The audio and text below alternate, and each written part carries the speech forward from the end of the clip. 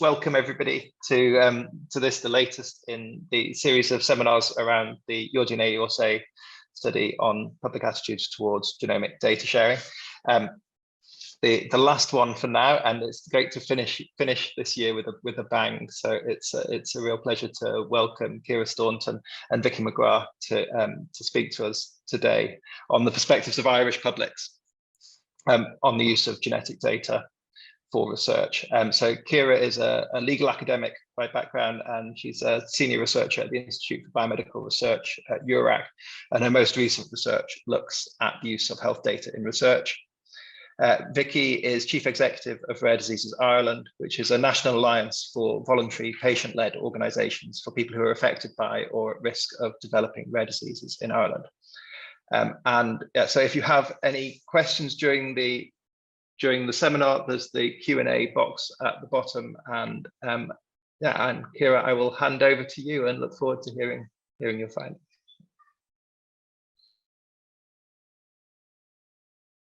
Okay, good morning, everyone. Thank you for that introduction, Richard. So as Richard said, we're going to report this morning on the findings of the Irish version of the Your DNA, Your Say study.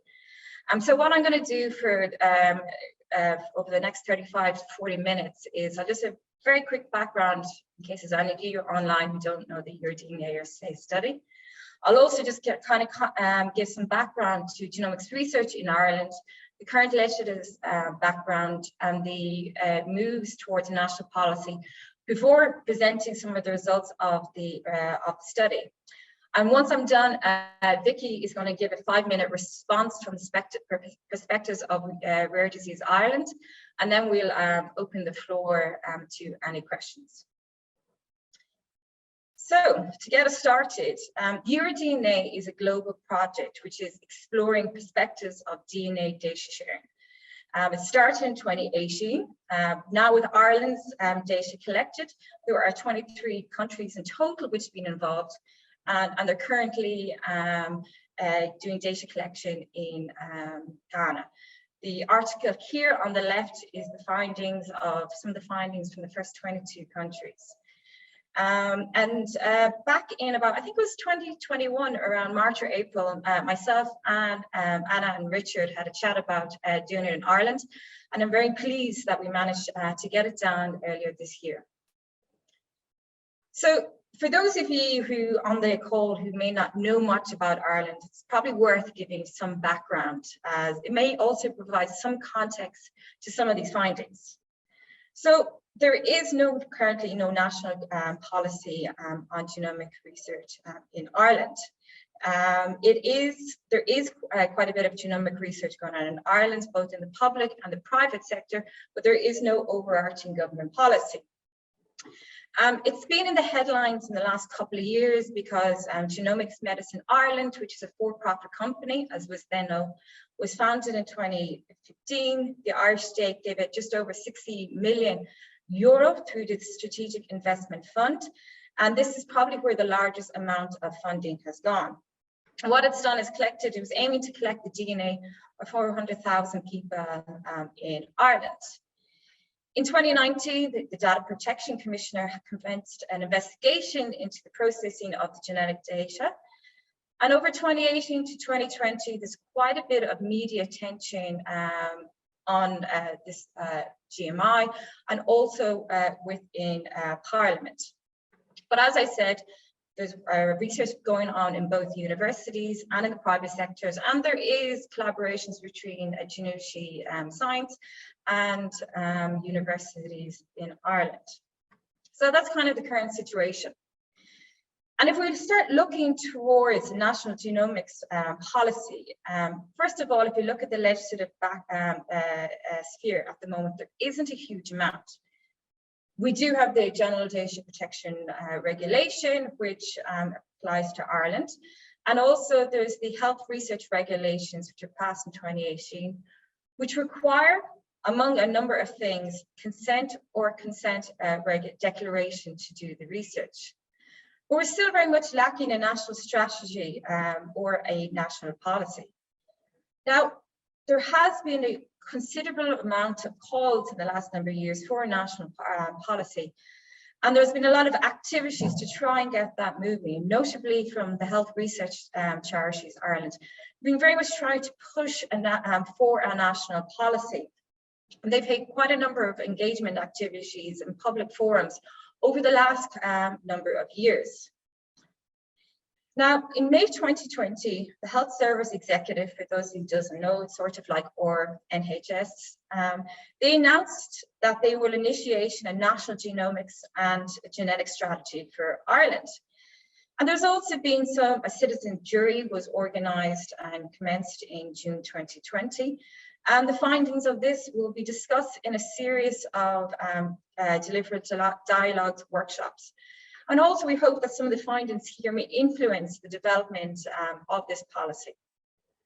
So that's kind of like the scheme in Ireland with regards to genomics research and also the overall genomic policy.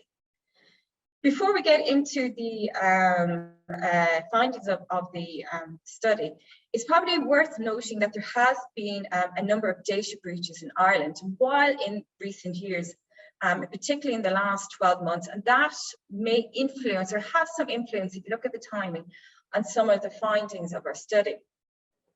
For example, in just over a year ago, there was a ransomware attack on the HSE, which affected a number of its services. In September 2021, we saw the National University of Ireland, Galway was subject to a cyber attack, and that also entered the national headlines.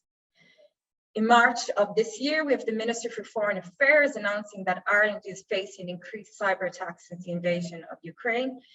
And then a couple of days later, we had the DPC, which fined the Bank of Ireland almost $500,000 due to data breaches between November 2018 and June 2019. And that is worth noting the timing, because this study actually was commenced in March, the 17th of March, and it ended on the 11th of April. So some of these were in national in the national headlines while the study was ongoing. So now if we start looking at the EuroDNA USA Ireland, well, as I mentioned, the study took place it was an online survey, which is anonymous, and it took place from the 17th of March to the 11th of April. In total, there were 1,500 people who participated. And the demographics that we targeted were very much based on the 2016 census. Of course, unfortunately, the findings of the results of the most recent census weren't out, so we based it on the 2016 census. So if we look very briefly at the demographics, and probably the more important demographics as regards to the study, we see, first of all, the age of the participants.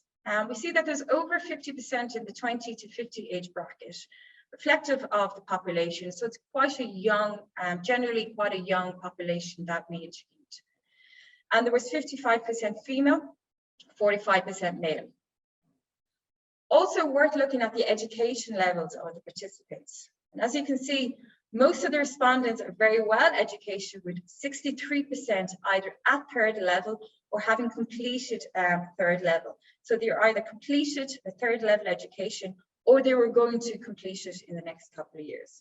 So there are the demographics very much of our participants: young, well-educated, and generally representative of the population. So here are the results. They were asked quite a number of questions as they relate to DNA and medical data. And here's the results that we are focused on.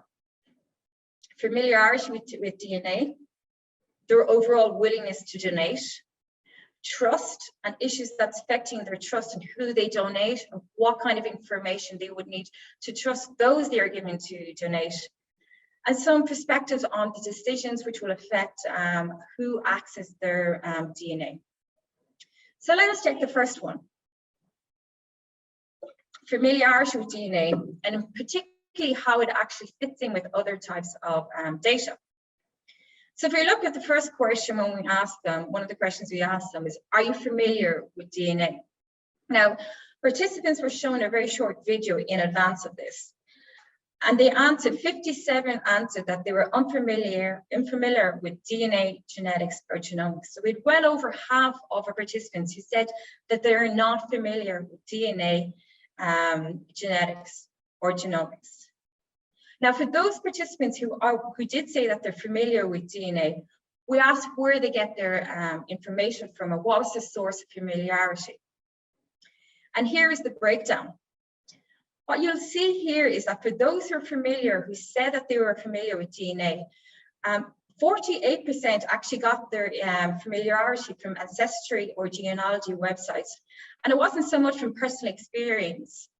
Only 21% had more direct experience in genetics, either being through a biobank participant, having used a direct-to-consumer company, or have someone in the family with a genetic condition. And this is quite interesting. It's actually showing us where people are getting their source of information from. It may be important in looking forward and thinking about where people get their information on DNA, genetics, and genomics. So that's whether or not they're familiar and where they get their source of familiarity. Now, when we asked participants what level of protection they would want, and particularly how it compared against other levels of information protection, here is the response. We asked them, going from 1 to 4, what level of protection they would like with regards to holiday photos, bank information, medical information, and DNA information. Now, unsurprisingly, you'll see that the highest level of protection, most people wanted DNA information, medical information, and their bank information to be quite well protected. But what we didn't fully expect is that the level of bank information was higher. More people thought that they wanted their bank information to be protected as compared with their medical information and their DNA information.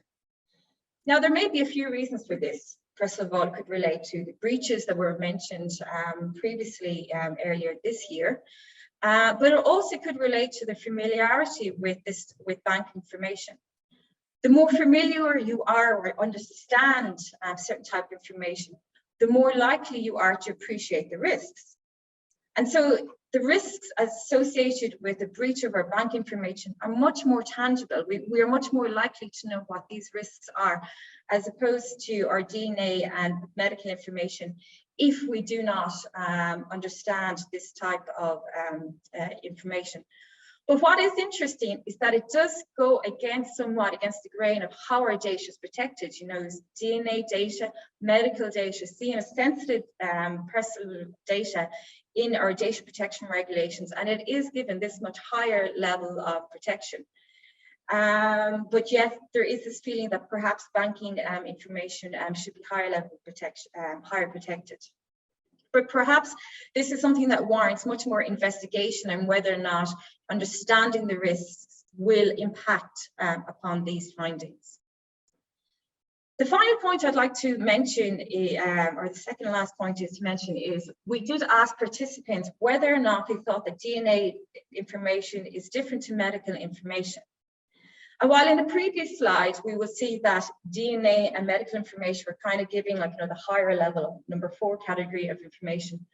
When they were asked whether or not DNA and medical information were requiring the same level of protection, DNA is seen by 55% to be different to medical information, whereas 16% were not sure.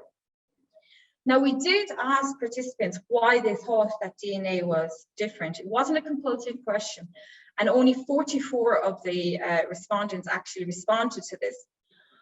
But when we looked at those and did some analysis on their responses, their feeling why DNA is different to medical information is that they focus on the uniqueness of the data, the fact that DNA data relates to our family and ancestry, the fact that it can be used to link to family ties, and the feeling that it is much more specific than medical information. And I think when we were looking at the comments, one perhaps summed it up best when they said that DNA is related to who we are, other medical information are about our conditions. But it is also worth noting that some did point to the uniqueness of the data and that there are the possibility or the feeling that there are more dangerous implications if their DNA data, as opposed to their medical data, falls into the wrong hands. Finally, I think this slide is worth noting as well. Participants were asked whether or not they ever had any personal information online that either they put on or someone else did. And 37% said that they didn't think that they had any personal information online, or they are not sure. We found this quite a strange finding, Phil. First of all, it's an online survey, so people were using computer to complete the survey. And also considering the demographics, it's quite a young, relatively young population who in their working and social life would be using computers a lot. They did feel that they did not have, or they didn't either think or they weren't sure whether or not they had any personal information online. But it's just worth noting, because it's one finding that we thought was a little bit strange. And perhaps indicates maybe a lack of awareness from some on their online life. So overall, when it comes to familiarity, we are seeing that the medical and DNA information needs a high level of protection. But there is this sense of a lack of familiarity with DNA, genetics and genomics in this domain. So on to our second point, and we started looking at, well, what is the overall willingness of people to donate their DNA data?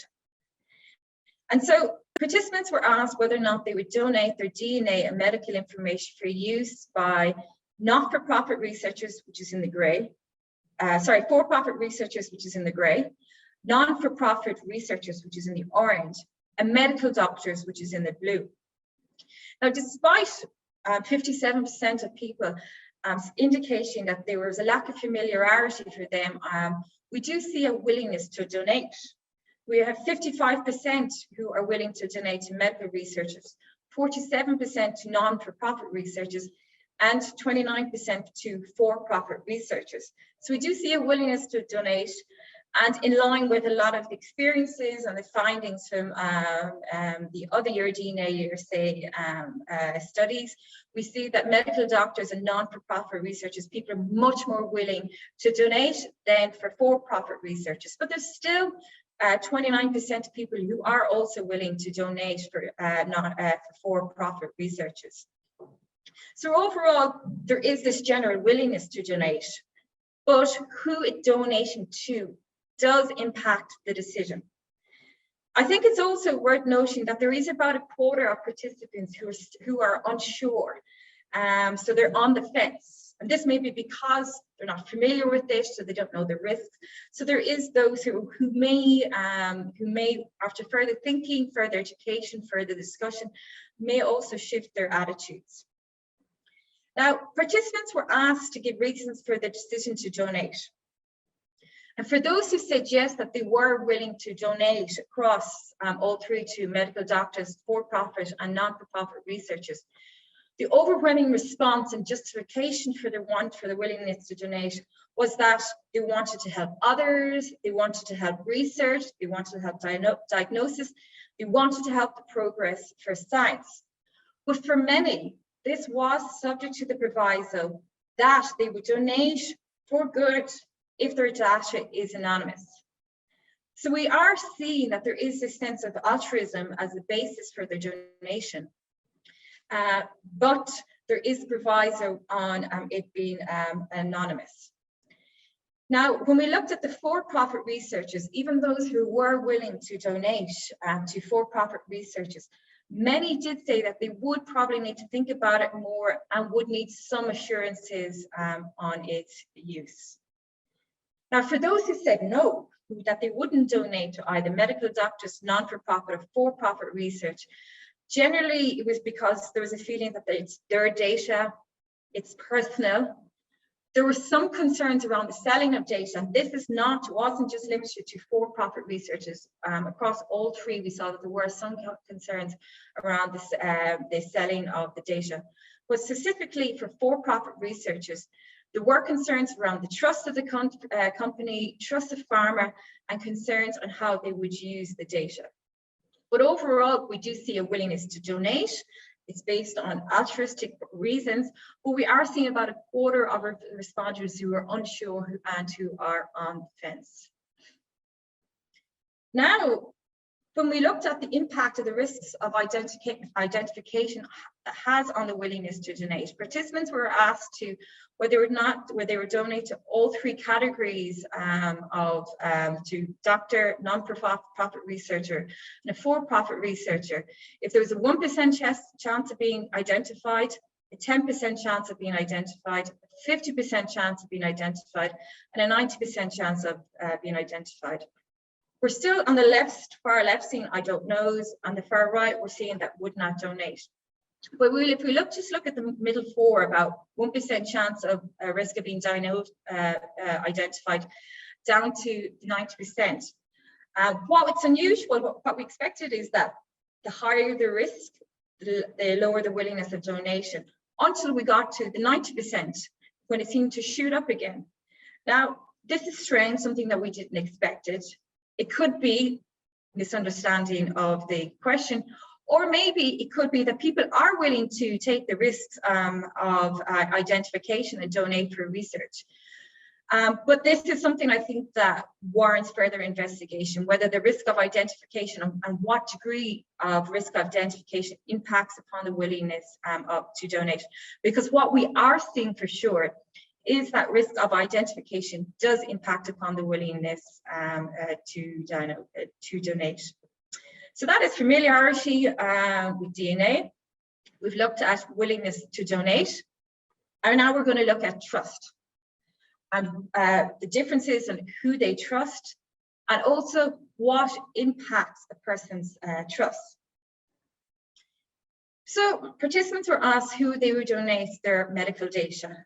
They're asked if they would donate their medical data to their own doctor, to any medical doctor in Ireland, or any medical doctor worldwide. They were also asked whether they would donate to any researcher at university in Ireland, any researcher at university worldwide, but also a researcher in the country, in Ireland, and in any company worldwide. They were also asked whether or not they would donate their DNA medical data to the government, the Irish government, and also the government worldwide. Overall, what we are seeing is that the closer the person is to the participant, the more likely they are going to trust. We see very high levels of trust in their own medical doctor. Overwhelmingly, that is the one that they would trust the most. But they also would trust a medical doctor in their own country. But if we look at a researcher in Ireland versus a medical doctor worldwide, we're seeing that a researcher in Ireland has higher levels of trust rather than a medical doctor worldwide. So we're seeing that if they're at home in Ireland, their own medical doctor or other medical doctors, they are more likely to trust. So this could indicate that location of where the data is going is something that it is important. But they do have a higher level of trust in other countries. For example, in Italy, I'm currently at the Institute of Biomedicine and Europe Research, and Italy previously conducted a study. And this actually indicates much higher levels of trust in institutions in Ireland as opposed to Italy. In Italy, there was higher levels of trust in their own medical doctor, but it went much lower after that. Whereas we're seeing that there is good levels of trust within the medical doctor and also as researchers, both in their own country. So when we ask participants of who they're going to trust with their DNA medical information, we also did ask them about what information would impact upon their decision to donate and trust in those that they are given the information, the data to. So what information is important to people when deciding on whether or not to trust the person that they are going to donate? Now, participants were able to select, these are the categories they could select from, and they could select as many as they wanted to. But here, the reasons were varied, but we can see that information very much is impacting upon the decision to donate. For example, who will benefit from the data? Can they withdraw in the future their information in the future? So whether or not they can withdraw their data from the research seems to be important. They want transparent information about how others will benefit personally, professionally, and commercially from the data access. So those who are getting it, how will they benefit? But also knowing who is using information and for what purpose. And opting out again of having your information accessed by other researchers was important, as well as a website clearly explaining the pros and cons. So they wanted information about who's going to benefit both from the research, but also who's going to benefit from those who are getting the information. Can they withdraw their information in the future or opt out of having it access? And also having just information generally on the pros and cons of data access, etc. So that is trust. So we see that there are good levels of trust, for sure, in the medical community in Ireland and donation. But participants need information, and information is going to impact their decision, the trust in who they're giving it to, but also their decisions on whether or not to donate. And now finally, decisions on access. So participants were asked, would they allow someone else to decide on access to their data, and whether or not they were happy with someone else deciding on their behalf whether or not someone can access their data. Here we said just 20% said yes, 32% said that they were not happy, 32% said they were not sure, and 16% said they would donate. So we only have 20% of people who said that they were not happy with having someone else decide on who could access their data. We do have 32% unsure, so there's 32% who are on the fence, but 32% clearly said they would not, and 16% saying that they would donate. Now, for those 20% of participants who say that they would allow someone else to decide on who to donate, they were asked who would they be happy to decide to donate or to access on their own behalf. Of those who answered, 40% said a doctor of medical profession. Again, we're seeing that the doctor of medical profession, they're happy to decide and access on their behalf, indicating that they trust the doctors of medical profession. About 25% said a research ethics committee or some other independent body. 12% said an independent person, and 12% said a legal person. Only 4% said a researcher. So for those who are happy for someone to decide on access on their behalf, very much we see that what's important is that it's an independent person, but over the majority, or 40%, preferring their medical doctor to decide on their behalf. So that is whether or not they would decide, who would decide on their behalf to access their DNA and medical information. Participants were also asked whether or not they'd like to be informed each time that their data is accessed. 11% said that they weren't sure. 15% said that they're happy not to be updated and could consent to all future research. So 15% seemed to indicate a willingness to be okay with a broad consent framework. But 57% of participants wanted to be informed in some capacity, either once a year, once a month, or once a day. So we do see that over half, well over half, 57% want to be informed each time that their data is accessed in some capacity. So again, we're seeing that information is important in access. So some preliminary discussion on this. It was, as you're aware, it's an exploratory study. But if we are looking to developing a national policy, Ireland does need to ensure, it needs to have a social license to do this kind of research. And so there are some points that we can take away from the findings of the study. First, there is a lack of familiarity and likely understanding of DNA. Now, a lack of familiarity is likely going to influence our perception of risk. And it could also influence who we trust and for what purposes. If we're unsure about the risks, we're likely to trust someone such as medical profession, perhaps. Now, in addition to this lack of familiarity, there was this consistent element of uncertainty across all questions, with a kind of consistent level of people responding, I don't know. Now, this could be linked back to the lack of familiarity and understanding, so they're not sure really in some of their responses. But it does show that there are some people who are on the fence who need to think about this a little bit more. Now, despite these levels of unfamiliarity and perhaps uncertainty, there is this willingness to donate certainly for altruistic purposes. So the question then becomes, how do we build upon this trust? How do we keep this trust and build upon it, particularly for those who may be sitting on the fence at the moment? Now, from the results, we can see that there are certain factors which are important and can indicate how to build upon the trust. So the individual, the location, and the purpose seems to impact trust. So who is it that we're giving the data to? As we already mentioned, those closer to the person, the medical, their own medical doctor seems to have a higher level of trust. But also they seem to be more likely to trust people within Ireland than outside of Ireland. And also the purpose, people want to donate for progress of science, for benefit of others, and so on. We're also seeing that information impacts trust. Participants want to know certain information, which is going to impact their trust of those who they are giving the data to.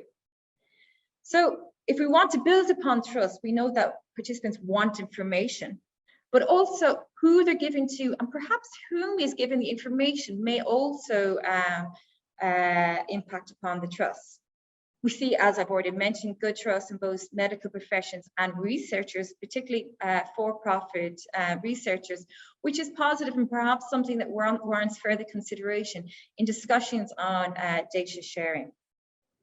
So overall, there seems to be willingness to donate. There is some level of good basis of trust, particularly for certain institutions in Ireland. And there is certain information that we know the participant wants to build upon this trust, which may be useful when we're thinking about the development of this national genomics policy. So I'd just like to acknowledge a couple of people. Deborah Mascalzoni here at URAC Research, who managed to source the funding from us and through the Institute for Biomedicine. I'd like to thank Richard, who's been a great source of support over the last couple of weeks in doing this. And also I'd like to thank Vicky McGrath for her comments that she's going to, in response she's going to give just now. And for anybody who'd like to contact get these slides, here's my email address. I have just noticed that I have spelled it wrong. There is no I at the end, but feel free to contact me through the correct email address, which is uric.edu, or contact me through Twitter. And after Vicky gives her response, I'm happy to take any questions. Great, thank you very much, Ciara. I guess I know I had a bit of a sneak preview last week, but listening to it again today, it really resonates with me, the results that you have found from the study that was conducted in Ireland, and it's really great to have it. It's incredibly timely, and I thank everybody involved for the foresight to actually get this out at this stage, just as the HSE, I guess, is embarking on developing the genetics and genomics in Ireland, a strategy for Ireland, and also, as you mentioned earlier on, the IPOSI citizens jury around genetics and genomics. I think that it's all very timely that it's coming together, and hopefully we can learn and see how things are progressing, or see how everybody feels about these types of topics, because it is a thorny topic. I think your first area in terms of awareness of DNA, I'm really unsurprised that there is a relatively low level. I don't think it's a conversation that we've engaged with yet in Ireland, and I do believe it is something that we need to do. If 57% are unfamiliar with DNA, genetics, genomics, and of those that are, 48% are getting it from an ancestry website, I think that behooves us as a society the government, the Department of Health, SFI, all of those different organizations to step in and actually make sure that people are getting the right type of information and get a better understanding.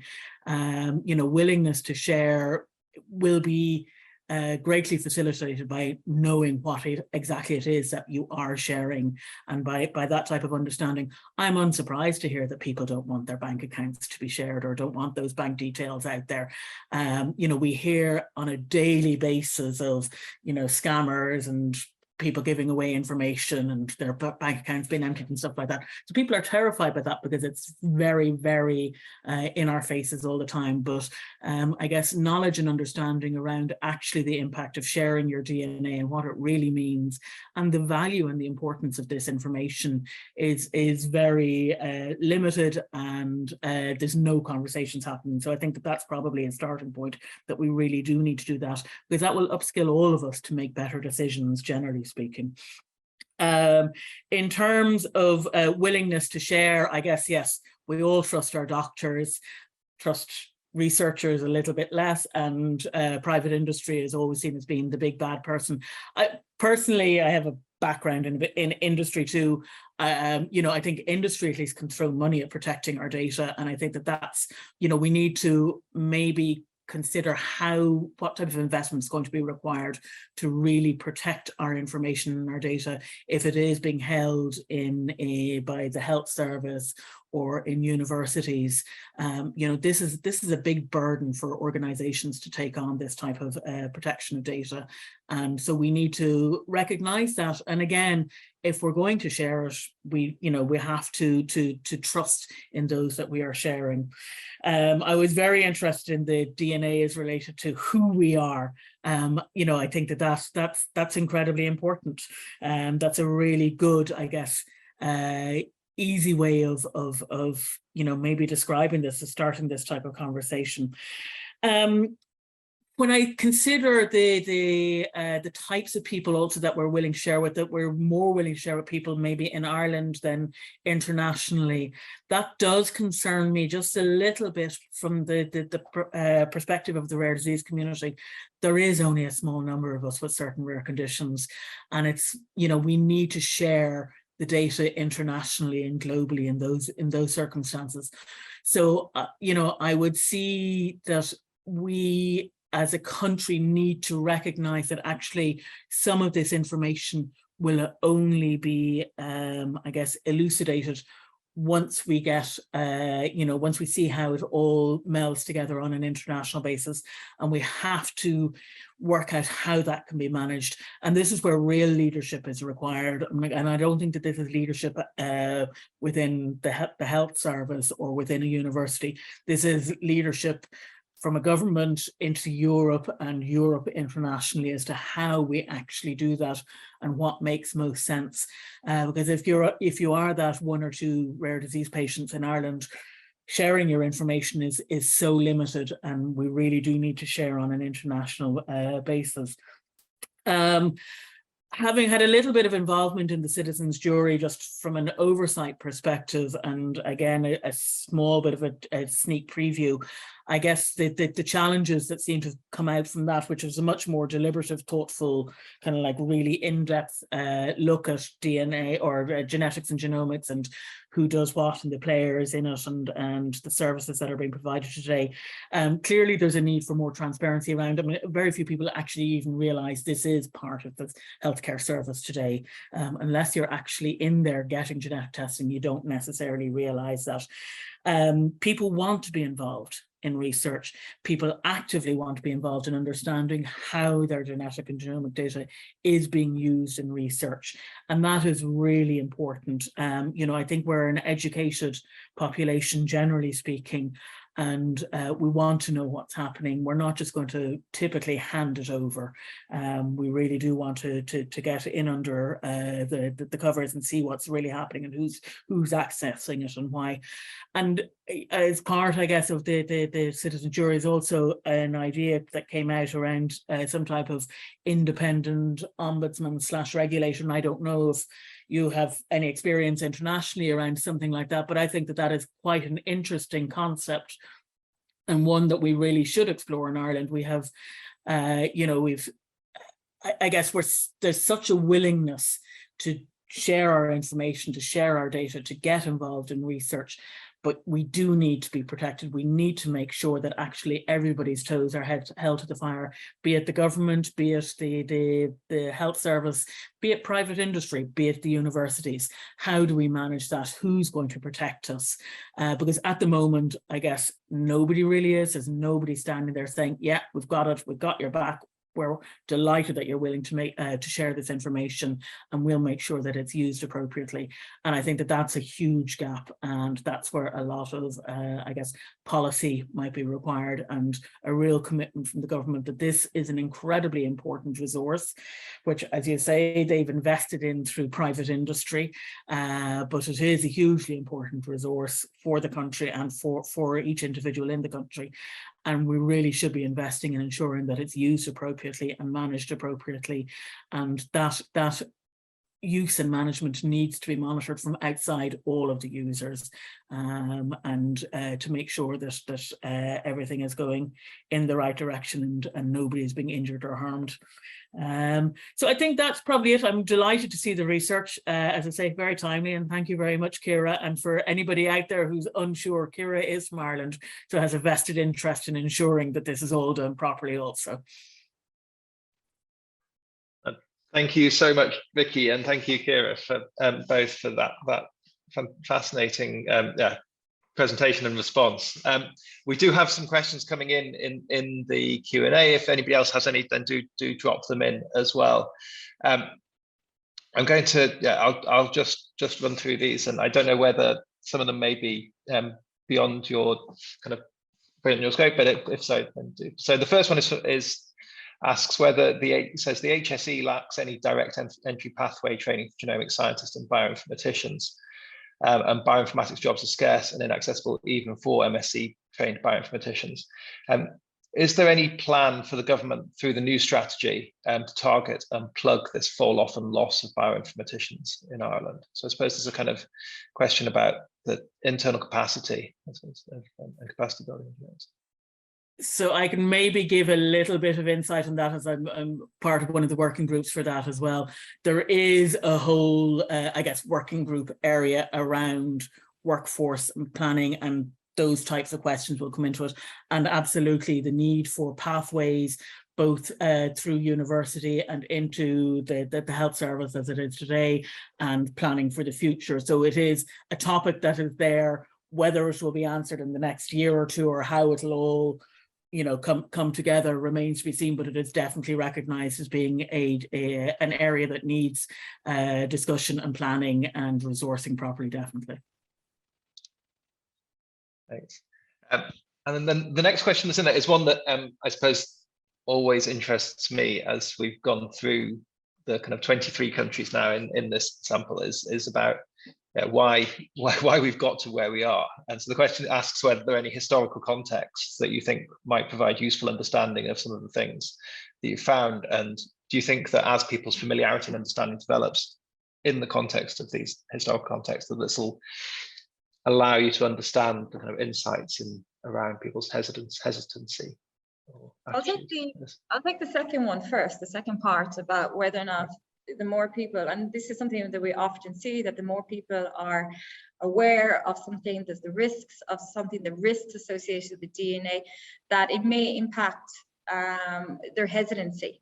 That may happen, but if that occurs, the higher the risks associated with the sharing of your data, you need to ensure that you have these mechanisms and process in place and give the information to them and how you're going to protect that information. I do think that we should have more work into why there is a hesitancy.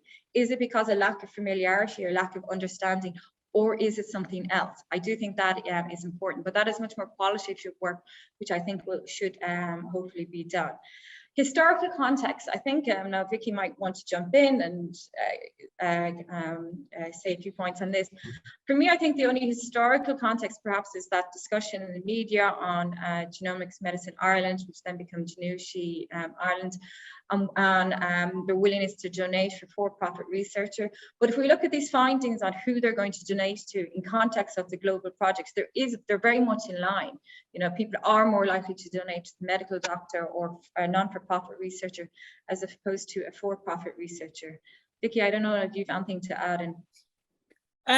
Well, I guess, you know, there's been way too many scandals in the past around use of information and use of data, or use of tissues, all the rest of it in Ireland that were well versed in it. I think, unfortunately, the information that was, I guess, aired over the media back in 2019 kind of time frame around what was Genomic Medicine Ireland, it wasn't particularly helpful. I think it would probably done more to put people off than not. And I think that that's probably why a really good conversation is needed as to what it actually really does mean, because I guess the voices that you hear loudest in those types of media conversations are the voices that are scaring, rather than the likes of the people that I would represent who are desperate to share and to understand and to get that diagnosis and potentially get that treatment. And that's really why most people are doing this. It's about getting that diagnosis, getting that treatment. That's certainly from my experience, that's why people are so willing to share. And you know, to take it away because of something that's happened, it's not giving them much hope. And I think that we really need to be very clear as to, you know, the benefits of this as well. It's not all bad. And so, you know, I guess, as I say, the conversation needs to be had and making sure that everybody's on the same page. And I hadn't come across the citizens jury around this before. I'd be really, is that going to be, is that published, or is that in process? It's in the process. Later this year, September, October, something around then, it will be published. Yeah. I'll look out for that. Okay, so we've got another question about whether there's a plan to explore these questions through Elixir and through things like the Beyond 1 Million Genomes project. I don't know if either of you are involved in that work and whether there's any plan to kind of build on these types of study. So I'm not aware if there is. That doesn't mean that they're not. But what I think what is important is that we should look to see what works well in other contexts, what is working well. Where is there a good trust environment, either on a national level or even on a consortium level? But what I think is incredibly important is that we don't just look to see what's done elsewhere, copy and paste it. It has to be contextualized to make sure that we address particular issues that needs to be addressed in the Irish context. Certainly with my legal hat I'm wearing, too often the Irish government is happy just to copy and paste a piece of legislation from the UK and implement it in Ireland. And while it's good to look at best practice, we shouldn't assume that it's going to work in our context, and just make sure that we do contextualize it and make sure that it's pertinent for our own context. Thank you. Okay, and then so there's a lot of questions coming in. It's been you've sparked a lot of thoughts, but so I'm just going to pick a couple of the next ones from Anna. But about. And actually, this is a question of interest. So one of the things in this survey where we've asked people about that relationship with their own, you know, giving the trust, or willingness to donate and trust in their own doctor, and actually how much can we base gathering DNA for research around that relationship with the doctor? How does that? I guess from my perspective, I think it's a big burden to ask the doctors to take that on. You know, we're crying out for healthcare providers in the country as it stands, so to tell them, well, now you need to. I know that some of them will have research in this area and will be interested and will want to do it and will go that extra mile. But I think, you know, we need to think about how we can do this while still enabling people to provide the care that we want them to provide as well, that they don't become inundated with you know, following up on stuff that maybe isn't exactly what the healthcare service needs as well. A service needs to be provided in addition to conducting research, and so we just need to make sure that we have the resources available to manage it appropriately. And also they may not have the level of expertise and knowledge of this area and to be involved in it. But I think it's worth exploring, because there is this high level of trust. how can we involve them in the gathering of data for research, either in some form of kind of communications, discussion, and just work and build upon this level of trust. And then also the kind of question about, I suppose you've done the Your You'll Say work, there's the citizens jury work, and is there a kind of broader engagement program? Is there a kind of broader investment in this conversation around genomics in Ireland? I think that will come out as part again of this, the development of the HSE strategy. That is another area of it, and a topic that has been, I guess, looked at as to how best to do that. I guess it's not the area that I'm specifically working in, so the scope of it, I'm not 100% sure, but I would hope that it would look to doing more public information around this, not just very clinical research based, but actually more public information. I think when you think about it, as Ciara said, 48% looking at ancestry websites to get their information. That's kind of, it's not really the best place. Dr. Google isn't always the best place. Ancestry websites aren't always the best place. So we need to do something to ensure that people are getting trusted sources of this type of information, so to I guess educate themselves. And I see a question there in there around education in schools. Absolutely, the education needs to go right back into primary level, secondary level, and that's something that we see particularly in the rare disease community, as to why are people different, what makes us a bit different or not different. That if we can start at that young level and bring it the whole way through, that would be the ideal scenario. Now that's obviously a 10, 20, 30-year project, but it's certainly something we've engaged with Science Foundation Ireland around doing that type of stuff as well, to, that they would look at how do we make sure that people get some type of understanding of that in their schools curriculum as well. In addition to thinking of it on a national level, I think it's also important for us to consider, the role that each individual study has on education, on genomics research. For example, here at the Institute for Biomedicine, we have a huge team that's looking at, communication, education as part of our own biobank research. So in addition to this need for national education, both as part of this policy in schools, I think each study has an obligation also to invest in education and engagement with its own participants to ensure that they have the knowledge, the sufficient knowledge that they need to decide on decisions whether or not to get involved or not. I kind of following up on that. I know you've only had the data for a few weeks, so but I suppose have you started kind of breaking down some of those questions around trust and familiarity and things by kind of levels of education or any of the kind of demographics? Oh, not yet. It's not. Well, we do generally have quite a well-educated population.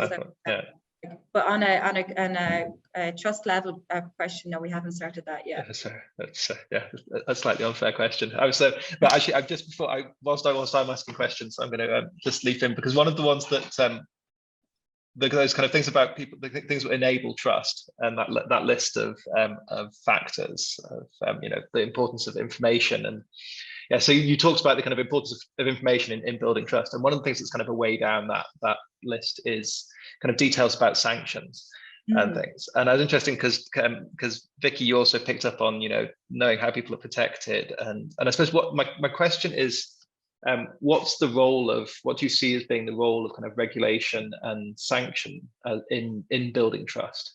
Is it part of the process of building trust, or is it something that's distinct from it? I think that there needs to be something there. Regulation and sanctions need to be there. We're so slow to do it in Ireland in terms of, as Ciara said, we cut and paste legislation from the UK, which isn't ideal, particularly in a scenario like this, where we have quite a, I guess our thoughts around it, generally speaking, in Ireland would be somewhat different to other countries. And then we're very slow to pursue, I guess, white collar crime, as it might be, or that type of stuff. So I think that if we do put legislation in place, and if we do have means of I guess penalizing somebody or a group or an organization. We have to use it, and that's one of the problems that we have in Ireland, that we're not very good at doing that type of stuff. So I think you know, I guess I would start with upskilling everybody so that they know and understand what they're doing, what they're consenting to. I was speaking with somebody yesterday around it, and they were saying that actually in some countries, she mentioned Canada in particular, that before you can actually sign off on your consent around sharing your DNA and your that you actually get a little test. Do you really understand the implications of this? Maybe it's something as simple as that. That would be a huge amount of work to go into, I think. But, you know, that we really do understand, so we're willing to take on that risk. And then, as I say, some type of ombudsman or something that would stand outside of everybody and say, no, that's not acceptable. Yes, that's okay. And I guess to have the power to actually to be able to fine people, like Ciara was saying, the bank was fined for $500,000, you know. But I guess, you know, you're robbing Peter to pay Paul in some respects, because I'm guessing private industry, as I have mentioned before, I think that they would probably invest in it because that is their brand. Whereas, you know, in other locations like the health service or the universities, you know, the state will be ultimately bailing out whatever mistakes they make. But we do need something. We need to be very careful with this, I do think. Yeah, I would be in favor of having legislation in place. And, you know, I'm a lawyer, so I would obviously advocate for it. And I am quite interested in this idea of the ombudsman. But if we are going to be putting these things in place, they also need to be adequately resourced, because that often doesn't happen. And that is incredibly important. So we should have these oversight, accountable measures, but they should be sufficiently resourced. And just following up on a point which is in relation to your question, Richard, but that Vicky mentioned on the tests. Like, we saw that this was quite common, for example, previously when I worked in South Africa, HIV vaccine trials required this test. So there is actually quite a lot of precedents there in place already to do these kind of mini tests associated with trials.